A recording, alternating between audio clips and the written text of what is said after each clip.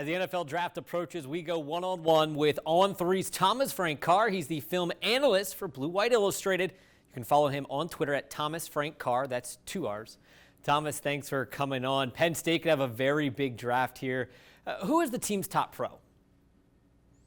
Well, that depends on who you talk to. I think there's 3 that are at the top of the draft board for Penn State, and I think you know all of their names. Either Jahan Dotson, the receiver, Arnold Ebiketie, the defensive end, or the guy that I think might be the best pro of all of them would be safety Jaquan Brisker. Now, I'm a bit out on an island in that with a couple of different takes I have on Brisker, but those 3 guys I think are locks to be very good pros at the next level.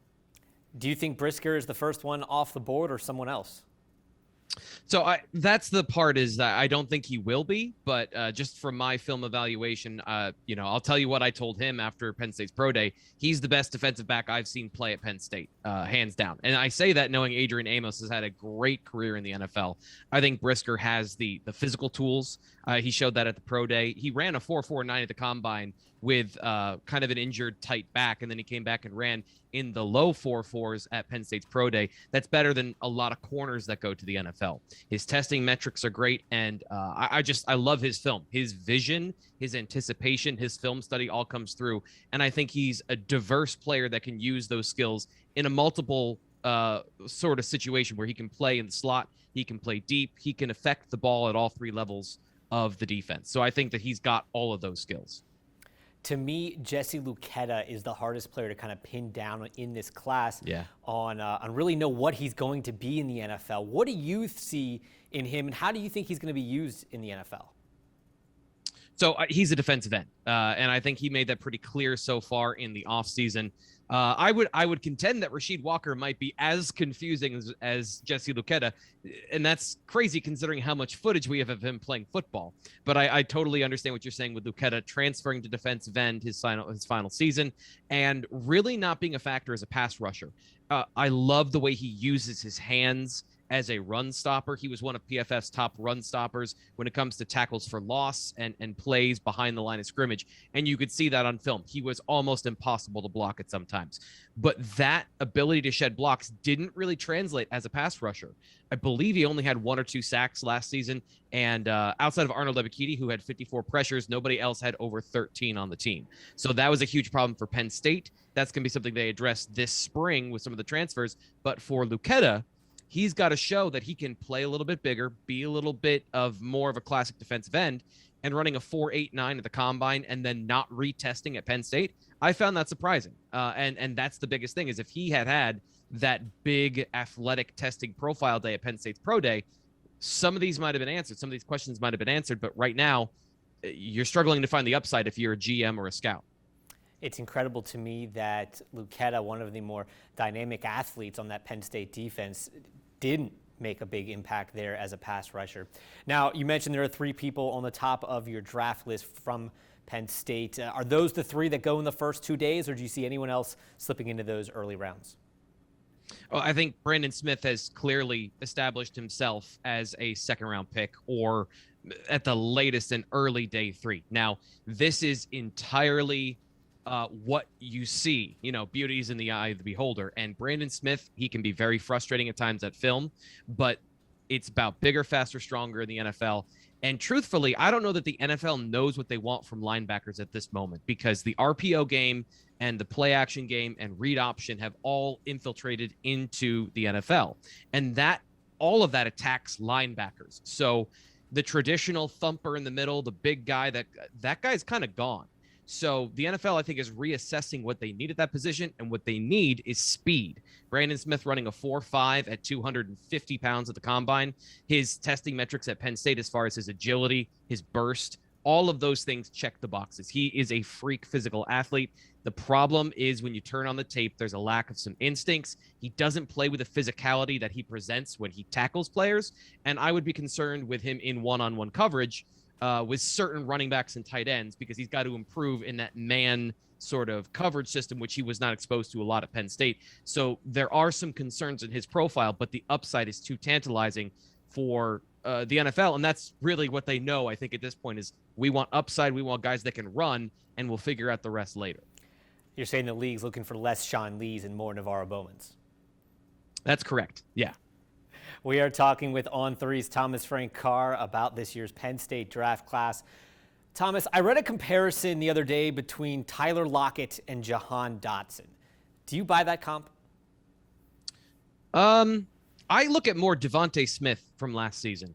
I see what people are saying with Lockett. Lockett was more compact and was even a little bit bigger than Jahan is. Jahan is still, even at what he is now, I think 5'10" and a half, 178 pounds. He's still on the smaller side. He wins with speed and he wins with precision. And that's where I get the Lockett comparison. I always viewed Lockett more as a deep threat, and I think Jahan is a complete receiver given the opportunity to play in space with speed. And that's what I think he's going to be at the next level. I think he's got enough skills that he can play on the perimeter and in the slot, but he's going to have some protection from jams and more physical players at the next level. He's going to be productive. I have no doubt that he's going to be a great receiver. The hands, the body control, but it's the areas of contested catch and breaking tackles. Lockett was a little bit better at those things. So that's why I look at Devontae Smith as a guy with very slim, narrow speed receiver, but in the NFL that works now, again, with the changes that they've made in terms of what defensive backs are allowed to do and not do as far as contact in the route. Well, after seeing his rookie season, that is quite the comp. I think any Penn State fan or Eagles fan would love that comp. Now, which player do you think in this class is the most NFL ready and can make an impact as a rookie? Well, I think any of those three guys at the top of the draft, it's easier for receivers to make an impact because there's more positions on the field.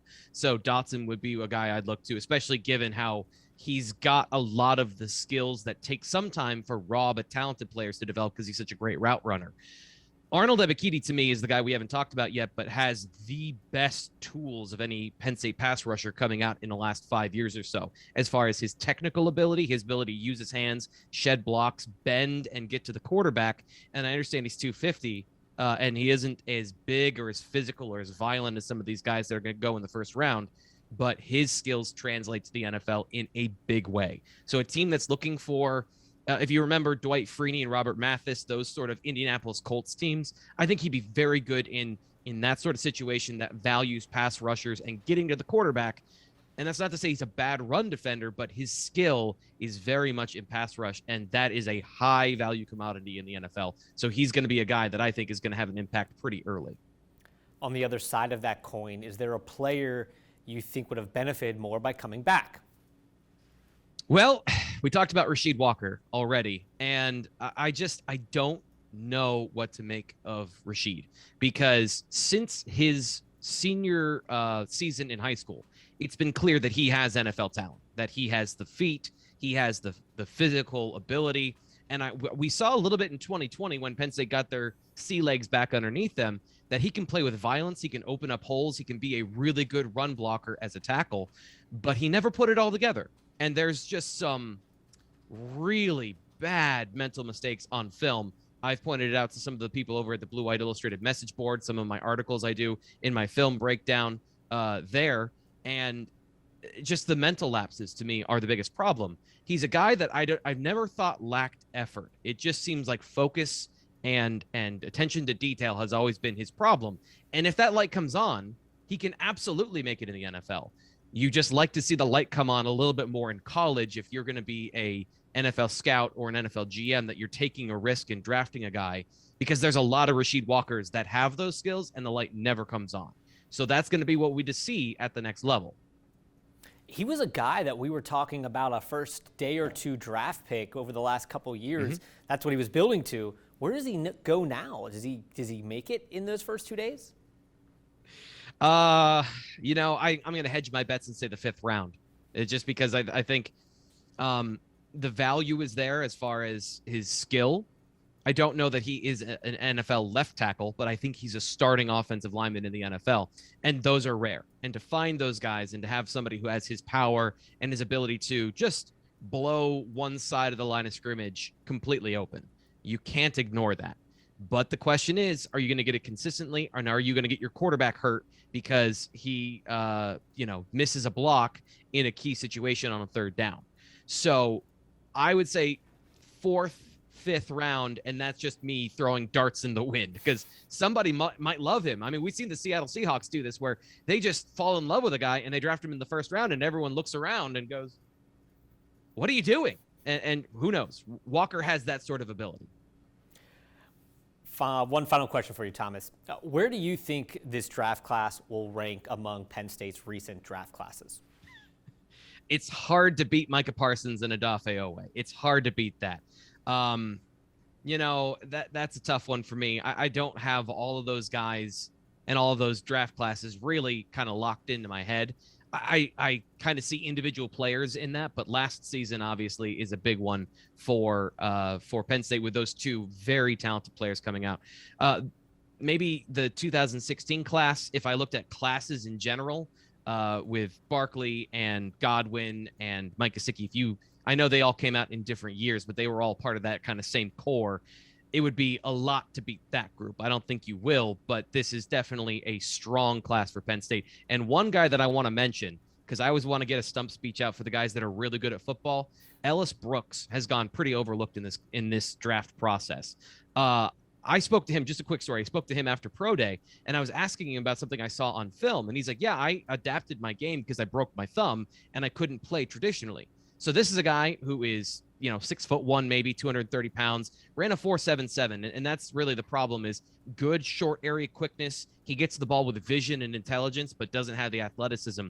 But if I were in the 7th round and I had some sort of say in the draft room, I'd be pounding the table to get Ellis Brooks because he just knows how to play football and he makes plays for the defense. If you have a Mike linebacker, you need a special teams guy. I just think he can do that. So that'd be the guy that I would be making the stump speech for out of all of these Penn State draft prospects this spring. Ellis Brooks was my comeback next year player. I thought he could have done so much with that extra year of eligibility, really improved himself as being the linebacker on that team. He's Thomas Frank Carr from On3. Thomas, thanks for stopping by. This was fun. Thanks for having me.